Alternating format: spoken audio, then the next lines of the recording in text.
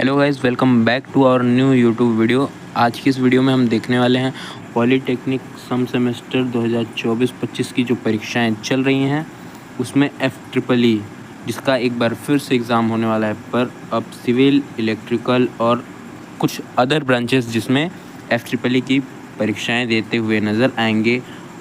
FEEE यानी कि fundamental of electrical and electronics engineering, उसमें इस बार बिल्कुल ऐसा ही पेपर बनने वाला है जैसा बात किया गया है इस वीडियो में, और पूरा सॉल्यूशन के साथ हम बात करेंगे। पूरा एक एक क्वेश्चन का सॉल्यूशन हम देखेंगे।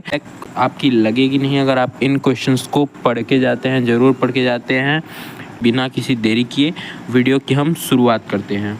जैसा कि आप अपने स्क्रीन पे देख पा रहे होंगे, ये पिछली बार मैकेनिकल ब्रांच में पेपर हुआ था, बिल्कुल वही पेपर है ये।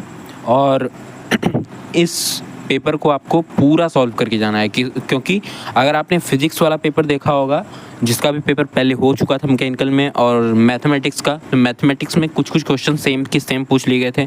फिजिक्स में भी कुछ क्वेश्चन सेम पूछ लिए गए थे, लेकिन जो प्रश्नों का पैटर्न था बिल्कुल इर्द गिर्द ही था, पिछले पेपर से मिलता जुलता ही था।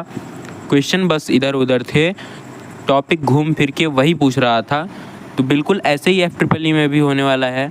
आप अगर ये सारा क्वेश्चन करके जाएंगे तो आपको भी एक अनुमान लग जाएगा कि पेपर कैसा बनना है, आप कर सकते हैं। और हम देखने वाले हैं यहाँ पे पूरा 1 बाय 1 सॉल्यूशन, क्वेश्चन का पूरा आंसर देखेंगे यहाँ पे।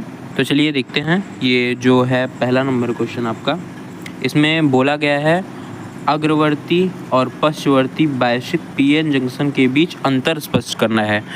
मैं यहाँ पर आपको पूरा क्वेश्चन पढ़ के दिखा दे रहा हूँ, लेकिन आंसर आपको PDF में सारे आंसर मिल जाएंगे। सारे आंसर मैं पढ़ के नहीं दिखाऊंगा, मैं आपको कुछ आंसर पढ़ के दिखाऊंगा। PDF आपको टेलीग्राम चैनल पर मिल जाएगी, जिसका लिंक आपको डिस्क्रिप्शन बॉक्स में मिल जाएगा, या फिर कमेंट सेक्शन में भी आप खोलेंगे तो लिंक मिल जाएगा। वहाँ से आप टेलीग्राम चैनल ज्वाइन कीजिए और आपको वहाँ पे PDF प्रोवाइड कर दी जाएगी, और आप पूरा क्वेश्चन पेपर वहाँ से पढ़ के जाइए, पूरे क्वेश्चन पेपर का सॉल्यूशन पढ़ के जाइए। और FEEE की मैं एक वीडियो और दूंगा जिसमें 50% क्वेश्चन आपको दिखते हुए नज़र आएंगे, क्योंकि एक पेपर हो चुका है तो एक अनुमान लग चुका है कि क्वेश्चन पेपर कैसा बनेगा। तो चलिए देखते हैं ये क्वेश्चन आपको, लेकिन सारे पढ़ के जाने हैं। जैसे ये मॉसफेट वाला क्वेश्चन हो गया, ये इस बार भी बनेगा क्योंकि ये मोस्ट इंपॉर्टेंट क्वेश्चन है। फेट और मॉसफेट, इलेक्ट्रिकल वाले जो भी हैं इलेक्ट्रिकल ब्रांच से, उनको ये सब टॉपिक छोड़ना नहीं है। FEEE बिल्कुल अच्छे से पढ़ के जाना है क्योंकि आगे बहुत हेल्प मिलेगी आपको। चलिए हम वीडियो की शुरुआत करते हैं। पूरा क्वेश्चन हम पहले देख लेते हैं, फिर उसके बाद हम सारे आंसर की बात करेंगे। और आपका जो क्वेश्चन पेपर का PDF है, मैं इंग्लिश में भी लेकर आया हूँ, हिंदी में भी लेकर आया हूँ। ये है क्वेश्चन नंबर 2, सक्रिय और निष्क्रिय घटक। ये आपके लिए वापस से इम्पॉर्टेंट होने वाला है, एक बार फिर से ये क्वेश्चन मोस्ट इम्पॉर्टेंट होने वाला है। ये क्वेश्चन शुरू के दोनों क्वेश्चन, या फिर आप कह सकते हैं पहला नंबर जो क्वेश्चन है, इसमें से तीनों क्वेश्चन मोस्ट इम्पॉर्टेंट है आपके लिए। ये भी और ये भी, तीनों क्वेश्चन आपके लिए मोस्ट इम्पॉर्टेंट हैं। अब हम आगे देखते हैं। CRO का ब्लॉक डायग्राम, ये क्वेश्चन मोस्ट इम्पॉर्टेंट था। देखिए पूछा गया था पिछली बार, जैसा मैंने बोला था आपने पिछली वीडियो में FEEE के CRO का ब्लॉक डायग्राम बहुत इंपॉर्टेंट है। ये क्वेश्चन बना, और एज इट इज़ मैंने 15 क्वेश्चन प्रोवाइड किए थे FEEE की अपने सेकंड वीडियो में। FEEE की सेकंड वीडियो मैंने बनाई थी सुबह मॉर्निंग में, जो भी देख के गए होंगे उसमें से 7 क्वेश्चन एज इट इज़ आपके पेपर में पूछा गया था। अगर आपने किया होगा तो 7, वो भी एक ही सेक्शन के नहीं, अलग अलग सेक्शन के, अर्थात आपके पूरा पेपर का पैटर्न, पूरा क्वेश्चन ही फंस गया था। इस बार भी देखते हैं कितना आता है, आगे देखते हैं हम। जहाँ तक है पेपर का पैटर्न इजी ही बनेगा, तो ज़्यादा आपको सोचने की ज़रूरत नहीं है। देखते हैं CRO को ब्लॉक डायग्राम आपके लिए इस बार भी इम्पोर्टेंट है। वाट मीटर की कार्य प्रणाली, इसको स्किप कर सकते हैं। आदर्श वोल्टेज स्रोत की मूलभूत अवधारणा, इसको भी स्किप कर सकते हैं। आगे देखते हैं हम।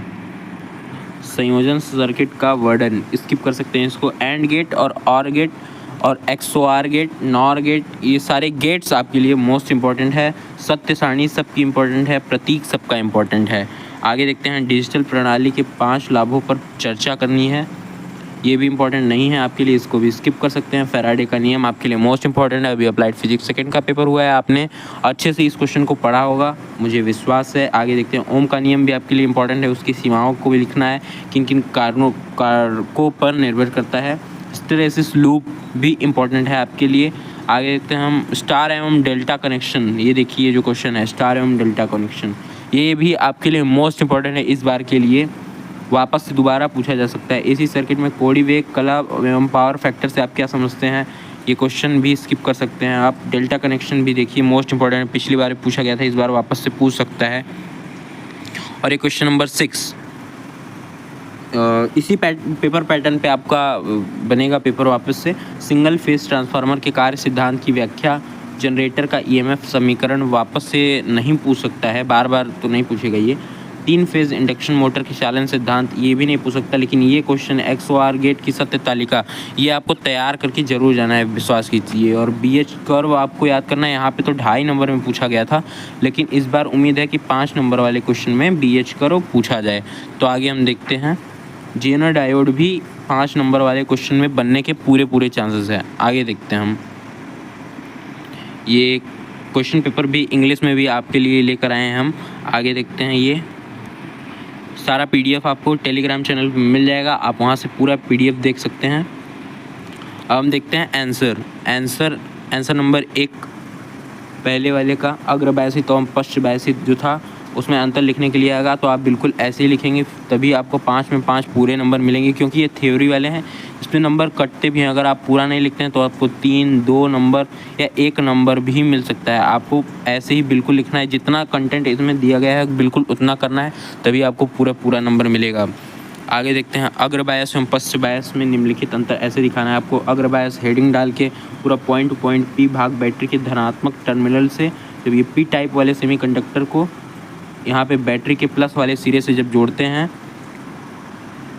तो, और N भाग वाले बैटरी के N भाग, यानी कि ये जो N टाइप वाला सेमीकंडक्टर है, इसको ऋणात्मक टर्मिनल से जब जोड़ेंगे तो ये पूरा परिपथ जो बनेगा यही होता है आपका फॉरवर्ड बायस।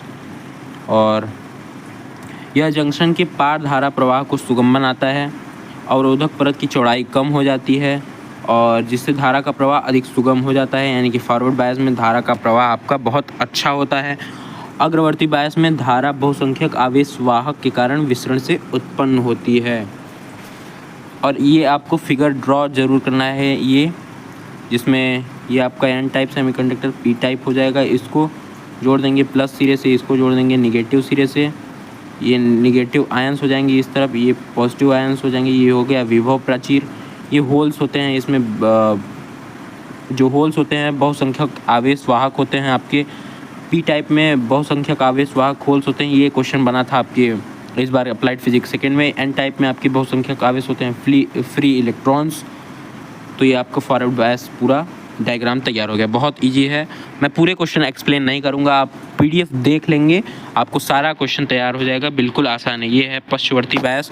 मैं वही क्वेश्चन आपको बताऊंगा यहाँ पे जो इम्पोर्टेंट है अभी आपके लिए, उसी का आंसर मैं पढ़ूंगा अभी, बाकी सारे PDF में आपको मिल जाएंगे। पश्चवर्ती बायस है, यहाँ पे P भाग बैटरी के ऋणात्मक टर्मिनल से जोड़ेंगे, वहाँ पे प्लस से जोड़ा था आपने फॉरवर्ड में, आपको बस यही याद रखना है। P वाला प्लस से जुड़ेगा तो होगा फॉरवर्ड बायस, माइनस से जुड़ेगा तो रिवर्स बायस होगा। N भाग बैटरी के ऋणात्मक टर्मिनल से जुड़ा होता है और यह जंक्शन धारा के प्रवाह को बाधित करता है, इसमें धारा का प्रवाह अच्छे से नहीं होता है। पश्चवर्ती बायस में धारा अल्पसंख्यक आवेश के कारण उत्पन्न होता है। ये हो गया P टाइप, ये हो गया N टाइप, ये प्लस से जुड़ा, ये माइनस से जुड़ा। और इसमें देखिए ये प्राचीर विभव आपका बढ़ जाता है, इसमें धारा का प्रवाह अच्छे से नहीं होता है। आगे देखते हैं हम। ये सब इतना आप अगर लिखेंगे तो आपको पूरे के पूरे देखिए कितने अच्छे तरीके से लिखा गया है, आपको पूरा 5 नंबर तभी मिलेगा। आगे देखते हैं हम। सक्रिय एवं निष्क्रिय घटक, ये आपके लिए वापस से इंपॉर्टेंट है, इसलिए मैं इसको वापस से पढ़ के दिखा देता हूँ आपको कैसे लिखना है। सक्रिय घटक, एक्टिव कंपोनेंट्स जो होते हैं आपके, सक्रिय घटक वे घटक होते हैं जिन्हें कार्य करने के लिए बाहरी ऊर्जा की आवश्यकता होती है, जिन्हें कार्य करने के लिए बाहरी ऊर्जा की आवश्यकता होती है। सक्रिय घटक संकेतों को प्रवर्धित करते हैं और परिवर्तित कर सकते हैं या स्विच कर सकते हैं। उदाहरण ट्रांजिस्टर होता है आपका, डायोड होता है, ऑपरेशनल एम्पलीफायर होता है, एकीकृत सर्किट होता है। निष्क्रिय घटक क्या होते हैं? यानी कि पैसिव कंपोनेंट्स। निष्क्रिय घटक ऐसे घटक होते हैं जिन्हें कार्य करने के लिए किसी बाहरी ऊर्जा की आवश्यकता नहीं पड़ती है। अगर एक्टिव कंपोनेंट्स आपको याद हो गया तो पैसिव कंपोनेंट ईजी है आपके लिए। निष्क्रिय घटक ऊर्जा संग्रहित करते हैं और प्रतिरोध प्रदान करते हैं, ये संकेतों को फिल्टर करते हैं। आगे देखते हैं दोनों में मेन आप देखेंगे दोनों में मुख्य अंतर क्या है। तो सक्रिय घटकों को कार्य करने के लिए ऊर्जा की आवश्यकता होती है, जबकि निष्क्रिय घटक को नहीं होती है। मेन डिफरेंस है दोनों में। हेडिंग अगर आप अच्छे से डाल के लिखेंगे, ब्लैक पेन से बिल्कुल हेडिंग डायग्राम अच्छे से बनाएंगे तो आपको पूरे नंबर मिलेंगे। आगे देखते हैं आंसर नंबर ग। मॉसफेट है, ये आप पूरा पढ़ लेंगे, पूरी थ्योरी है एकदम, बाकी कुछ नहीं है। सीआरओ का ब्लैक डायग्राम ये भी आपके लिए इम्पॉर्टेंट, लगा लीजिए, स्टार लगा लीजिए। इसमें स्टार से ज़्यादा स्टार और डेल्टा कनेक्शन भी आपके लिए स्टार वाला क्वेश्चन है। आगे देखते हैं हम, वाट मीटर भी आपके लिए इम्पोर्टेंट है, ये भी आप पढ़ लेंगे। और आगे देखते हैं हम आंसर नंबर 3 जो है संयोजन सर्किट के बारे में दिया गया है यहाँ पे। ये आंसर नंबर 3 का ख जो पिछली बार पूछा गया था, एंड गेट, और गेट, लॉजिक गेट, इन सब का उपयोग बताया गया है यहाँ पे। पेपर में सत्य सारणी बनानी थी आपको और प्रतीक लिखना था, तो पहले थोड़ा सा लिख लेंगे दोनों गेट्स के बारे में, फिर उसके बाद आप डायग्राम ये बना देते तो आपको पूरा पिछली बार नंबर मिलता। तो आप इस बार तैयार कीजिए, गेट्स तैयार करके जाइए, क्योंकि गेट्स का क्वेश्चन वापस पूछने वाला है, तो आपका ये तैयार होना चाहिए, ये चीज़ आपका बिल्कुल तैयार होना चाहिए। एंड गेट, और गेट, एक्सो और गेट आपको अच्छे से आना चाहिए। एंड गेट, और XOR गेट, और गेट, और NAND नंद गेट, ये चारों गेट आपको अच्छे से बिल्कुल तैयार होना चाहिए। और चारों का सत्य सारणी भी आपको अच्छे से आना चाहिए, जैसे ये बताया गया है। ट्रुथ टेबल आपके लिए मोस्ट इम्पॉर्टेंट है। आगे देखते हैं हम, और ये सिंबल के बारे में भी बताया गया है, इसको आप पढ़ लेंगे। PDF आपको टेलीग्राम चैनल पे मिल जाएगी, टेलीग्राम चैनल ज्वाइन कर लीजिए आप। आगे देखते हैं हम, आपके लिए इम्पोर्टेंट क्वेश्चन ये था, फैराडे का चुंबकीय प्रेरण का नियम। पहला, इनका 2 नियम है, पहला नियम है ये और दूसरा नियम है ये इक्वेशन आपको याद रहेगा तो ही 1 नंबर ये इक्वेशन दिलाएगा। 5 नंबर में 1 नंबर तो ये हो गया, और आपको इसमें क्या क्या चीज़ इक्वेशन में दी गई है उसके बारे में ये यहाँ पे दिया गया है, ये भी आपको अच्छे से याद कर लेना है। आगे देखते हैं हम, ओम का नियम यहाँ पे है। ओम के नियम की सीमाएं आपको अच्छे से देख लेनी है। स्टार कनेक्शन, डेल्टा कनेक्शन, ये आपके लिए मोस्ट इम्पॉर्टेंट है ये वापस से। और पावर फैक्टर भी पढ़ लीजिए आप। डेल्टा कनेक्शन के बारे में देखिए वापस से, यहाँ पे दिया गया है, मोस्ट इम्पॉर्टेंट है आपके लिए। डेल्टा कनेक्शन की ये डायग्राम आपको तैयार कर लेनी है अच्छे से। और यहाँ पे single phase transformer AC power को वोल्टेज से दूसरे वोल्टेज में बदलने के लिए उपयोग किया जाता है। और जनरेटर का EMF इक्वेशन आपको तैयार होना चाहिए। वैसे तो ये इम्पॉर्टेंट क्वेश्चन है, पर लगता नहीं कि दोबारा पूछा जाएगा, लेकिन आपको ये तैयार होना चाहिए अच्छे से।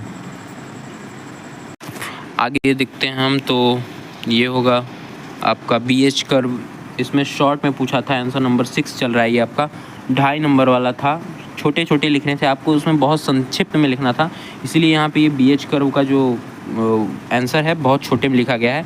आपके में शायद 5 नंबर में पूछा जा सकता है, तो आपको BH कर्व इतना तैयार कर लेना है कि एटलीस्ट 5 नंबर वाले क्वेश्चन में आप लिख सकें। ये यहाँ पर देख सकते हैं आप, BH कर्व एक ग्राफ होता है जो चुंबकीय सामग्री के चुंबकीय प्रवाह घनत्व और चुंबकीय क्षेत्र की ताकत यानी कि H के बीच संबंध को दर्शाता है। इतना लिखेंगे तो आपका ये लास्ट वाला क्वेश्चन कवर हो जाएगा। जेनर डायोड क्या होता है? एक विशेष प्रकार का डायोड होता है जो निश्चित वोल्टेज पर रिवर्स ब्रेकडाउन के लिए डिज़ाइन किया गया है। ये आपका जेनर डायोड होता है। ये भी आपका 5 नंबर में पूछा जा सकता है। तो ये यहाँ पर एंड होता है। आपको एक PDF यहाँ पर एक वीडियो और प्रोवाइड की जाएगी, FEEE की एक वीडियो और मिलेगी जिसमें बहुत इम्पॉर्टेंट क्वेश्चन मिलेंगे और एटलीस्ट उसमें से 50% या 60% क्वेश्चन एज इट इज़ आपके पेपर में देखने को मिलेंगे।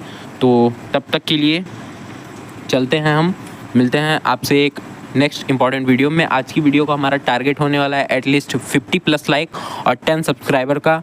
तो हमारे टारगेट को कंप्लीट कीजिए और हम मिलते हैं ऐसे ही एक इम्पॉर्टेंट वीडियो में। तब तक के लिए धन्यवाद।